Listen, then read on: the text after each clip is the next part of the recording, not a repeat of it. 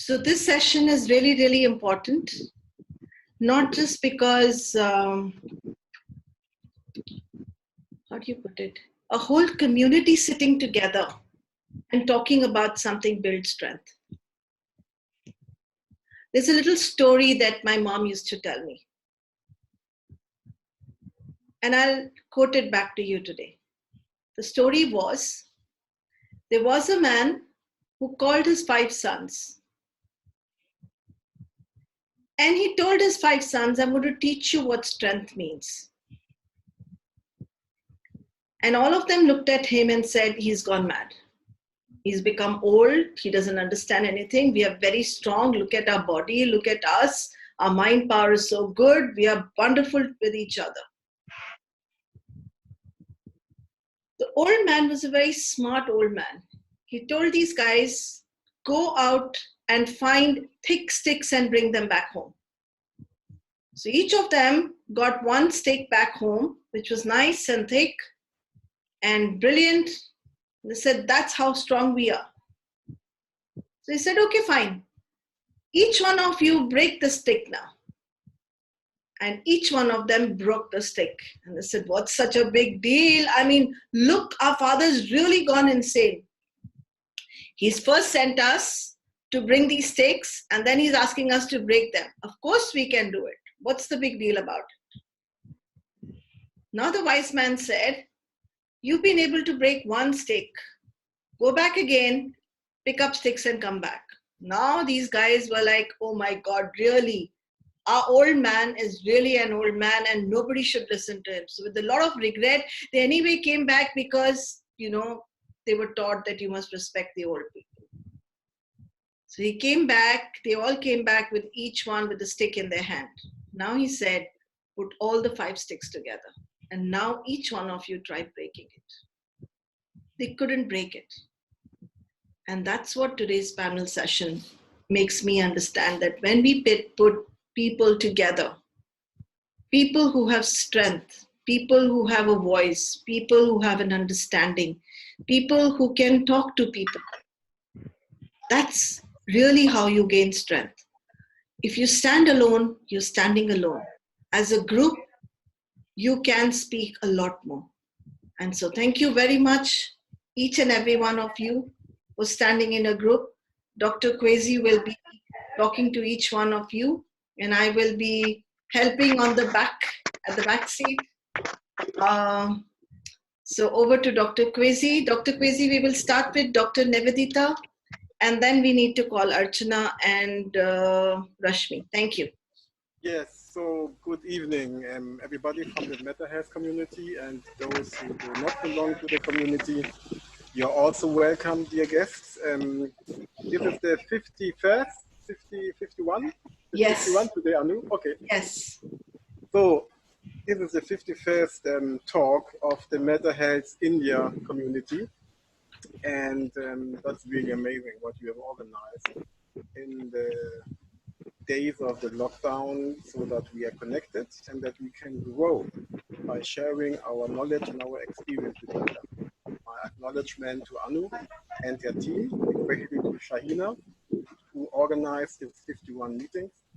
So thank you very much. And today we will have a 360-degree view about different kinds of symptoms and diseases from the perspective of homeopathy. And the first doctor who wants to share is my dear colleague, Dr. Nivedita from Mumbai. She's also an ophthalmologist, just like me. And I myself, I've just started learning homeopathy in the Institute of Professor Vitulkas in Greece. So I'm just a beginner, and I'm so happy that I can learn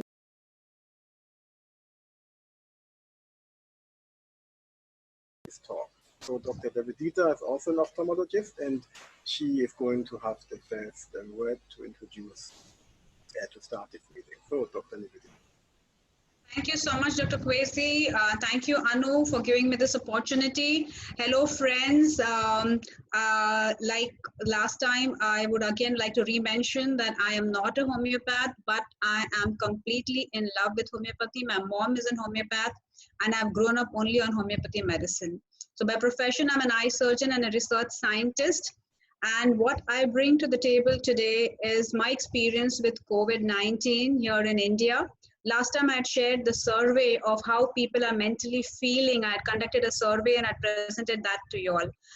Today, I would just like to share, I will share my screen and I'll take it up from there. Am I audible enough? And can you guys see? Yes. Okay. And this is my screen. Yes. So, yes, friends. So, basically, I want to share certain things from my experience with being a COVID-19 frontliner myself, my team. What is it that we are going through right now in India, especially in Mumbai? So what do these warriors really need? You know, basically they need to have a good physical health themselves, and not only that, but they need to have excellent mental strength also.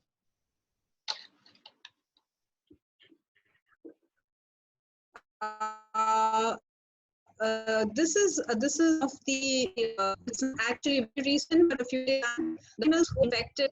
So nearly we have 10 to 12 hospitals in Mumbai where they're showing how many frontline health workers turned positive.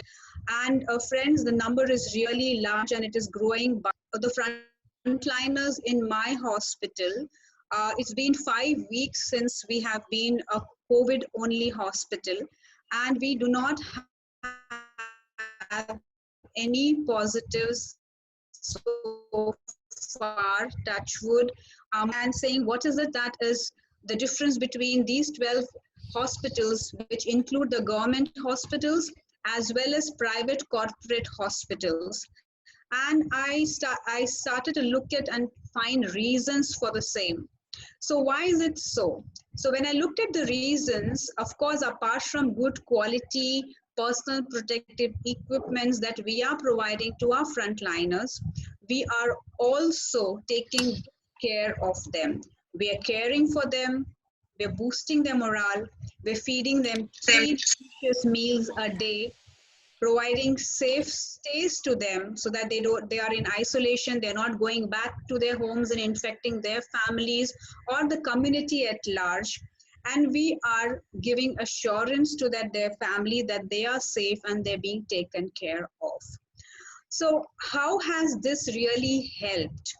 Now this is help. They are not anxious and full of fear.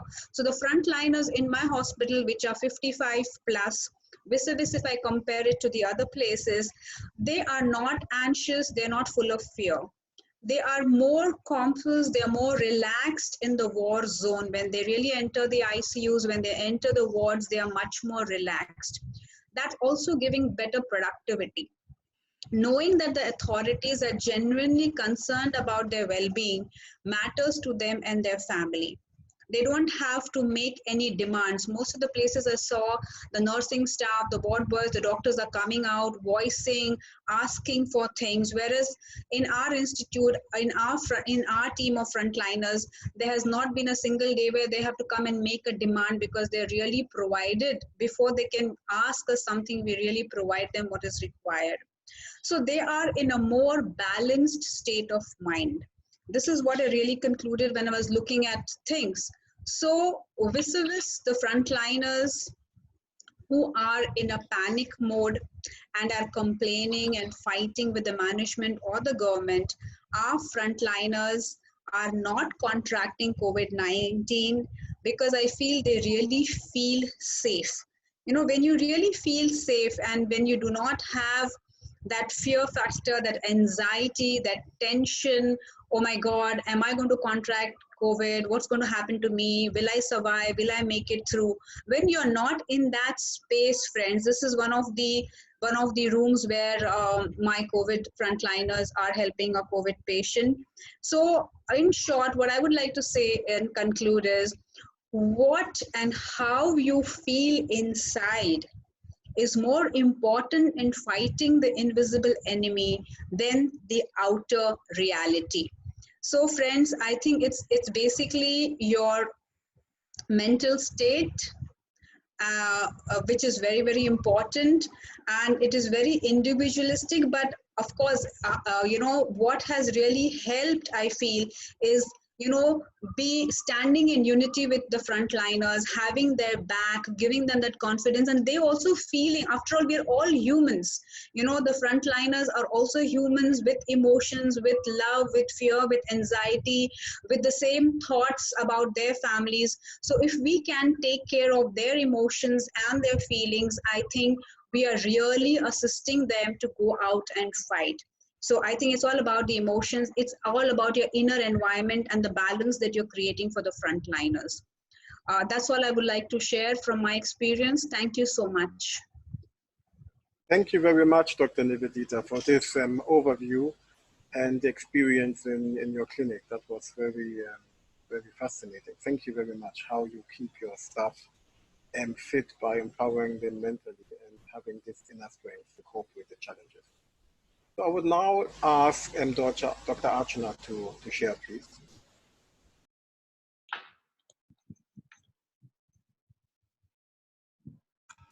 Hello everyone, welcome to this forum today. Am I audible? Yes, audible. Yeah, but a bit louder, please. Okay, fine. Dr. Rashmi, can I have you on the screen with me, please? I'm there, please. Hi, how are you? Hi, everybody. And it's a pleasure by both of us, because we are trying to share something which we penned down, and this is a tribute to homeopathy. Thank you. Archana, please could you continue? Yeah, a few lines about homeopathy from our perspective. I will be narrating it in Hindi, and Dr. Rashmi will be doing the same in English for everyone. Homeopathy की कहानी हमारी जुबानी।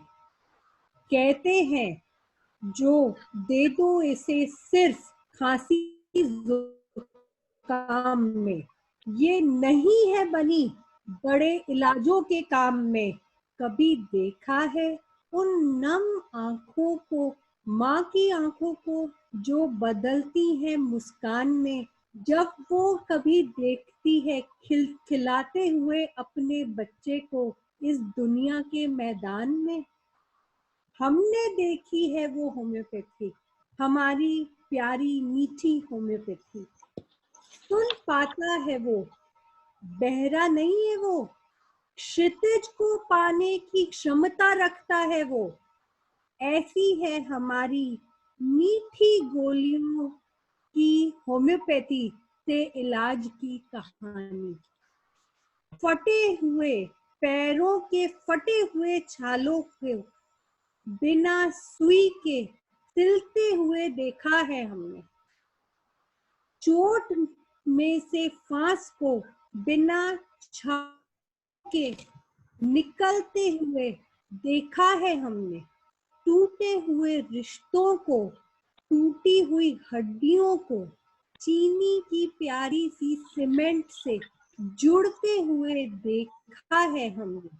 गंदी बदबूदार खाल को सौम्य स्वस्थ और सुंदर होते हुए हमने देखा है। सांस न आने पर फड़फड़ाते हुए फेफड़ों को चैन की सांस लेते हुए हमने देखा है। ए दुनिया वालों, क्या देखी है तुमने ऐसी होम्योपैथी? यह है हमारी मीठी गोलियों की कहानी, हमारी जुबानी। धन्यवाद। Thank you so much. Thank you so much, Dr. Archana.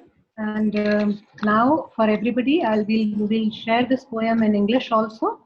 And it goes as, who says homeopathy is for trivial diseases? Who thinks homeopathy is just for cold and cough? The wet eyes of a mother turn into a big smile when her ailing child recovers and is ready to leap a mile. He can listen and is not deaf. He is capable of reaching out to the moon, which would be quite soon. Such is the power of our sweet pills. Deep ulcers get healed with no stitch and dime.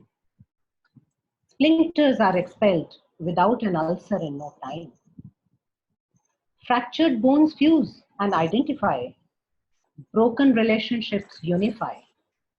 Such is the glue of our sweet pills. Unhealthy, dirty, smelly, abrasive skin turns glamorous without a kin. Such is the charisma of our sweet pills. Suffocation, breathlessness, struggle for oxygen, be or not be in a dungeon, change into a normal rhythm when homeopathy is given. Such is the magic of our sweet pills. Oh, lovely people, I ask you, have you ever seen such vast miracles of homeopathy? This is a short, but not the least, story of homeopathy, the sweet pills, homeopathy. Thank you so much. So Hello. thank you very much for this beautiful introduction to homeopathy with the poem. That was very touching and moving and inspiring. Thank you so much, Dr. Thank you very much, Dr. Archana and Dr. Vashwi. So the intention of this talk today is that each of these wonderful homeopaths is sharing about their experience. And it's not only limited to COVID-19, it's open to any kind of symptom disease process where they had breakthroughs with homeopathy. And I would now like to Dr. Abbas to share about his experience. Thank you, Dr. Kwesi. Am I heard? Yes, Abbas, you're loud and clear. Okay. Just one line from the poem that Archana and Rashmi narrated. When the child is suffering and the mother suffers more because she feels helpless, the child is cured, and the brightness and the spark in the eyes of the mother you see. You homeopath.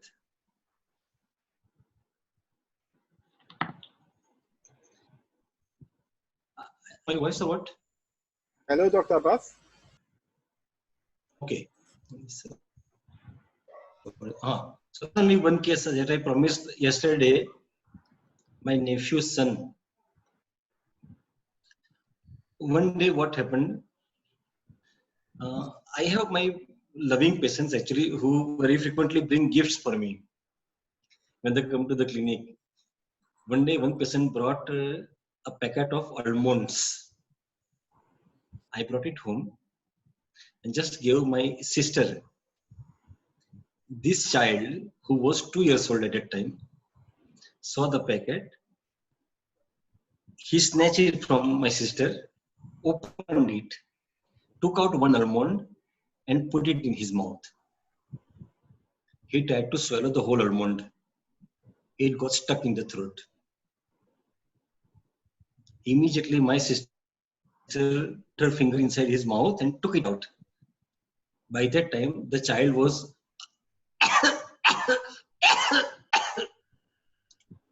he was doing like this. After half an hour, he started coughing continuously. Fever. Right from that time onwards, every time the child coughed, he used to shout.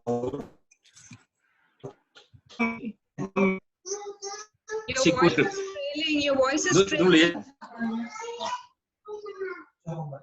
Dr. Abbas, your voice is failing.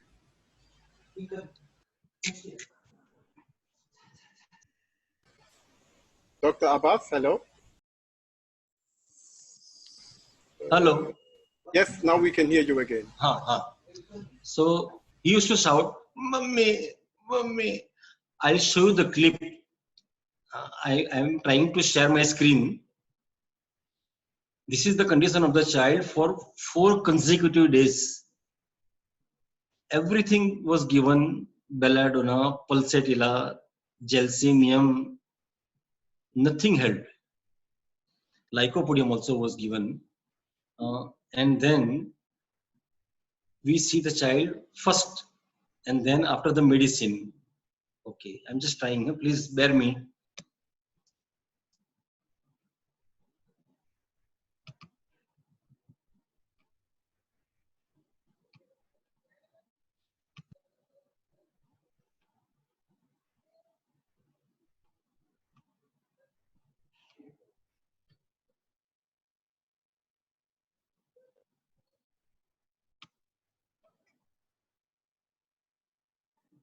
Can you see it?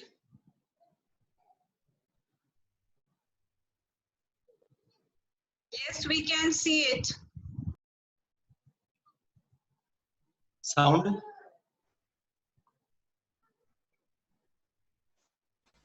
Yeah, but we don't have any sound. We can just see the video.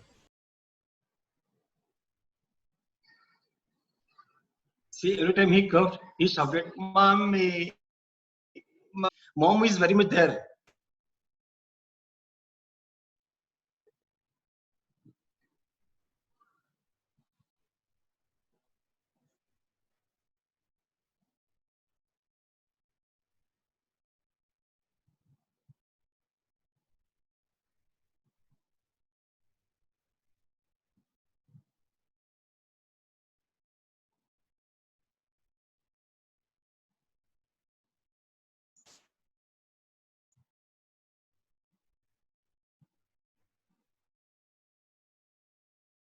Okay, so this is all. This was before we gave the medicine to the child.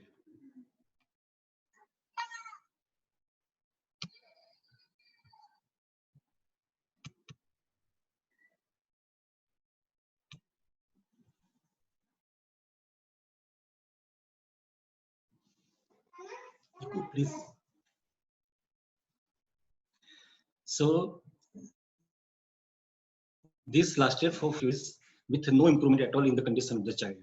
On the 4th night, I felt so helpless. Okay, we are 2 doctors in the home and cannot help this simple child.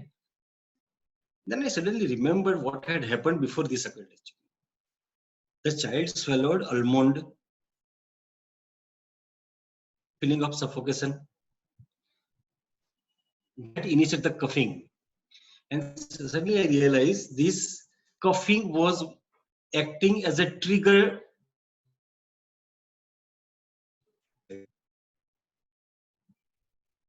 Every time he coughed, he had that feeling that something is stuck in my throat and I may not be able to breathe. When the child is afraid, he will call his mom. Even though the mom is there, he will simply call for her just to feel that she is here. And there is one rubric. Ailment when the fear remains. There are many medicines. I gave 1 dose of arsenic to this child. Just 1 dose. After 10 minutes,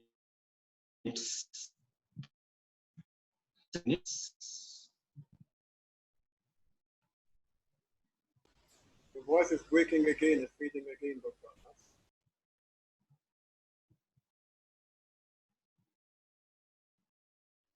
Abbas, आवाज टूट रही है आपकी. the problem is with the connection. I'm sorry. No problem. It's all technology glitch. Don't worry. Just go on. Can you just repeat? So you gave him 1 dose of arsenic, you said?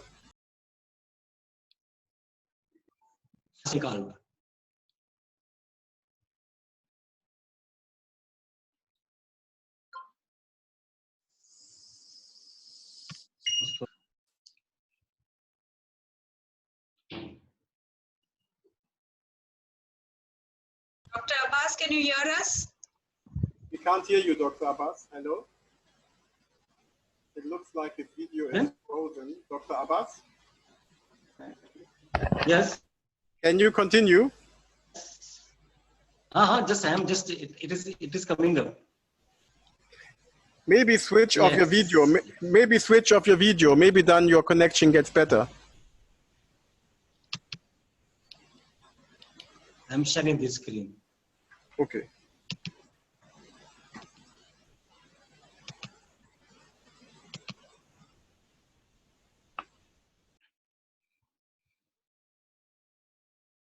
I forget well was with all these things. I'm using the laptop for the first time in the webinar.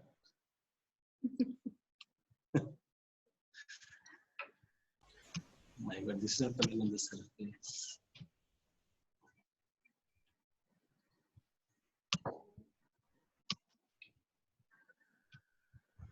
Dr. Abbas, you've got two gadgets at the same time. Probably you could log out of the Lenovo and go onto your mobile Yes.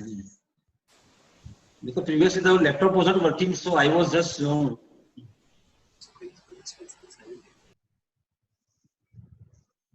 that is not the reason.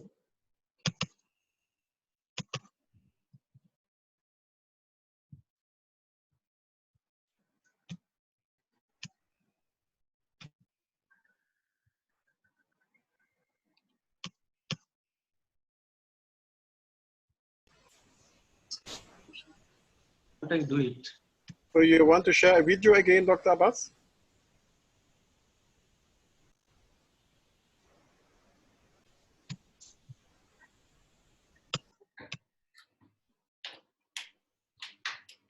I'm sharing.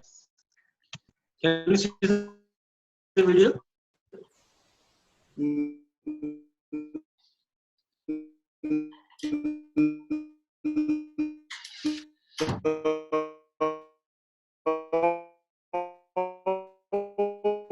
Nothing is showing.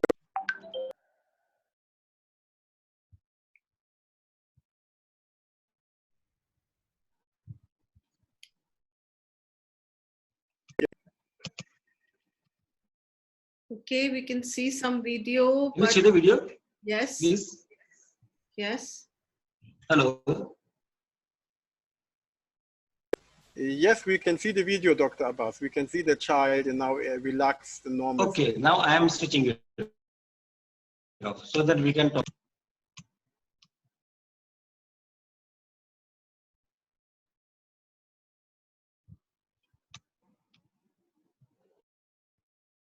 Okay.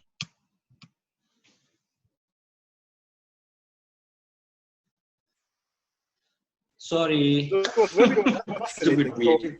So share more about this case. So what did you do and what did you discover? So how did you come to that remedy?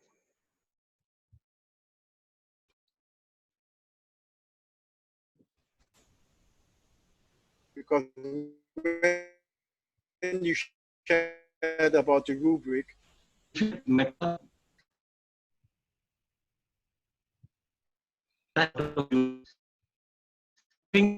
always starts with always. Whenever you have extreme fear of death, whenever you have acute fear. Hello. We can hear you.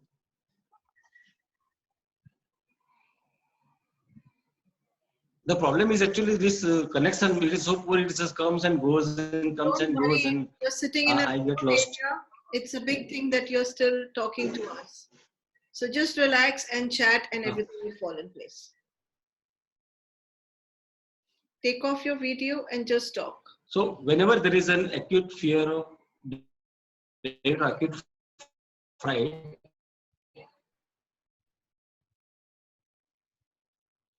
this is exactly the way the child was coughing. That actually what happens, like every time he coughed, he renewed the fear of death. That again created bronchospasm. That again created more fear of death. That again created, so the chain goes on with the trigger. As long as we don't break this chain, no medicine in homeopathy will work, because the fear itself becomes the biggest block in the action of the medicine. The fear is so acute, the fright is so severe. It doesn't allow any medicine to add any rationality to nothing. You have to break this change of the trigger and the impact, trigger and the impact, trigger and the impact. And just one dose of arsenic 13, in just 10 minutes, the child was getting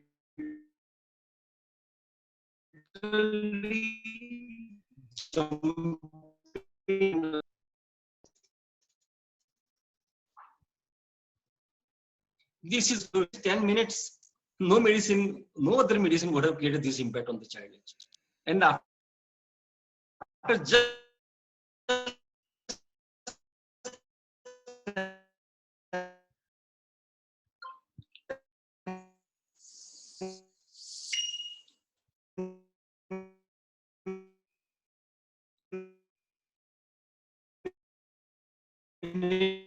no coughing, fear, fright, in impact. Arsenic is a very good medicine for anticipation.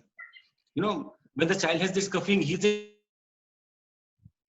anticipates the fear again. That again anticipates him with the fear of death. That again brings on the coughing. That just cycle goes on and on and on. The child is continuously no sleeping at night for 4 nights.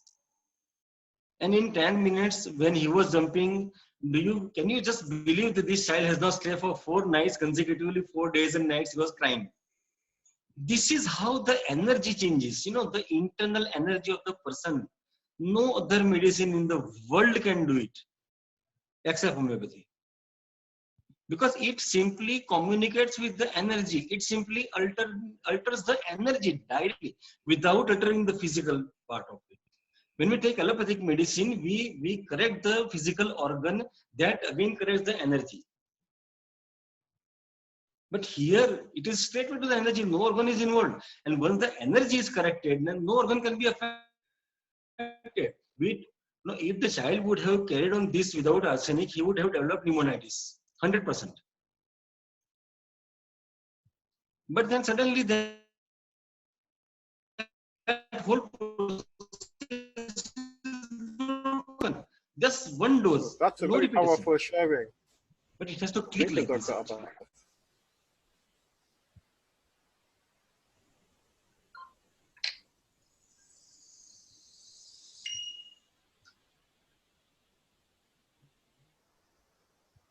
I think we should go. Thank you very much. Speaker and Yes, then yeah. come back to Abba. Yes, promise to me.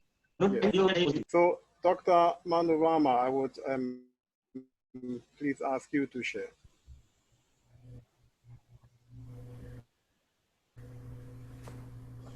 Good evening, everyone. To introduce a new concept in homeopathic science, my mentor, Dr. Abhay Patil, is with me, and I'm learning a very good thing from him, that is astro-homeopathy.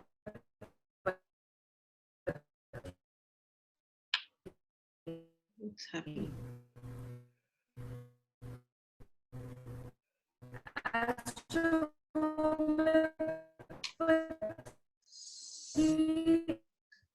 Tool to provide a unique intelligence, emotional and physical makeup, which is indicated by the placement of planets in various signs and houses at the time of its birth.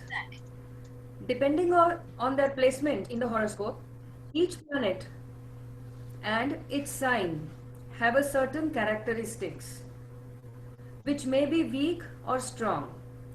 By matching these characters of the planet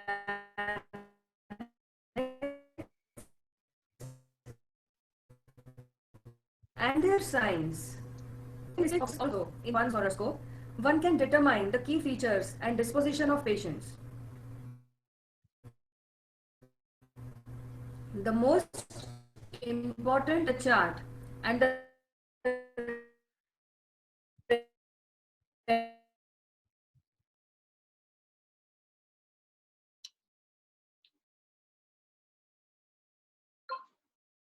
remedies. So there are certain instances where astrology can be helpful in homeopathic context. When our understanding of a case is limited, with no idea of what to give, prescriptions have failed. Also, where the person is obviously sick and suffering, but no medical diagnosis is forthcoming. When the symptoms are all common ones, there are no characteristics in the patient symptomatology. Manorama, the your techniques voice is cracking. involving the natal chart and Manorama, wait.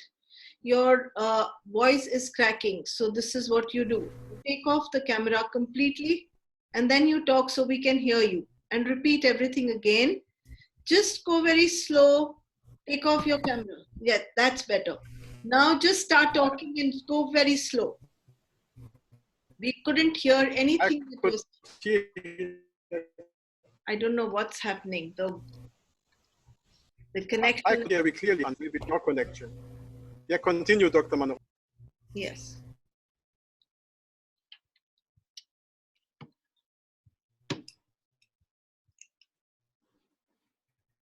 And then determine the key features and disposition of the patient. The most important characteristics or features in the chart and the remedies to be covered. From a horoscope,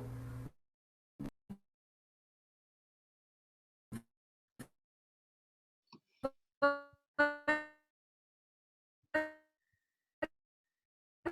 can also understand how astrology can be helpful in homeopathic context. They are when our understanding of a case is limited, with no idea of what to give. This especially applies after several prescriptions have failed. Also, where the person is obviously sick and suffering, but no medical diagnosis is forthcoming, and or when the symptoms are all common ones, or there are too few symptoms, then techniques involving the native chart and the transitory planetology of the whether to prescribe for an acute or chronic. A side issue that seems to manifest as a recent layer and often seems unrelated to the central dynamic delusion or sensation. Sometimes means the positions of particular planets as they move now in relation to where they were in the birth chart. So this is second condition where we can apply astrology in treating the homeopathic cases. Carl Jung says that I have observed many cases where a well-defined psychological phase or an analogous event was accompanied by a transit, particularly where Saturn or Uranus are affected. So this is a brief about astro-homeopathy, and my mentor Dr. Abhay Patil will take over from here. Thank you. So, thank you very much, Dr. Manorama. I have the pleasure now to introduce to you Dr. Patil, who is the mentor of Dr. Manorama and who is combining astrology, Vedic astrology with homeopathy. And Dr. Manorama introduced me to him, and I started to learn the Vedic astrology, which is a huge challenge for me knowing Western astrology. When we had the conference 2017 in India, in Mumbai, there was a client that Dr. Abbas and I had a look at, and I had a look with Western astrology and could identify a homeopathic remedy. And Dr. Abbas, with his fascinating experience, he just touched and felt the pulse of the patient and got the homeopathic remedy. And we both got the same homeopathic remedy. And I was amazed how Dr. Abbas did it. So he's going to share that later. And now Dr. Patil is going to share how he combines homeopathy with astrology. So thank you very much, Dr. Patil. Yes, thank you, Dr. Qureshi. Like Manorama has already told you that I'm combining astrology and homeopathy for past 10 years.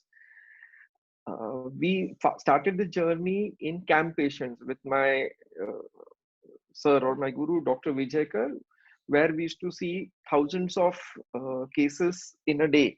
There used to be camp held all over Bombay, Mahabaleshwar, Ludhiana, that is in Punjab. So there the problem was the children used to have cerebral palsy. They were of low socioeconomic status. They were not able to, the parents were not able to say their symptoms. And as all of you must be knowing that homeopathy is a science which is based on symptoms. What the patient presents, how we perceive the patient, and how do we convert into a homeopathic remedy. So the greatest failures that we homeopaths face is that when we don't get a complete information of a patient, and we are not able to interpret it properly, where the patient gives us a wrong information, or we are not able to convert it into a proper homeopathic language. So these are multiple factors where we tend to fail. So these children cannot speak. They had cerebral palsy. Some were Down, some were autistic, some were suffering from congenital disorders. So this idea struck me that why not I go into the chart. What I felt that I had learned astrology, or I was learning astrology that time. The chart, basically the birth chart which you have, says everything about you. It says about how strong is your constitution, what is your mentality, what is your inherent characters.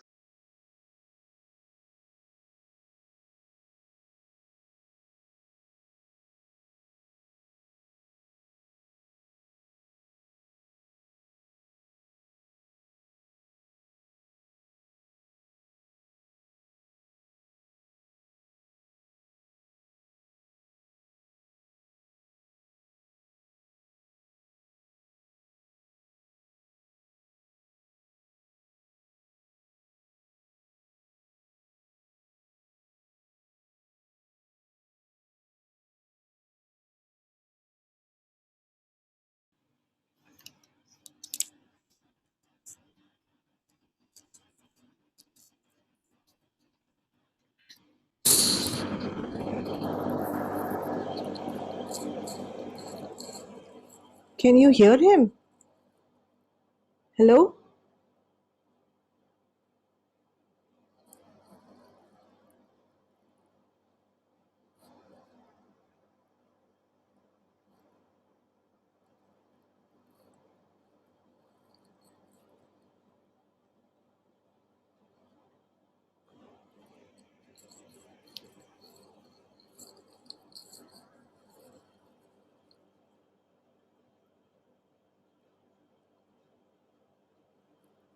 Can you hear him?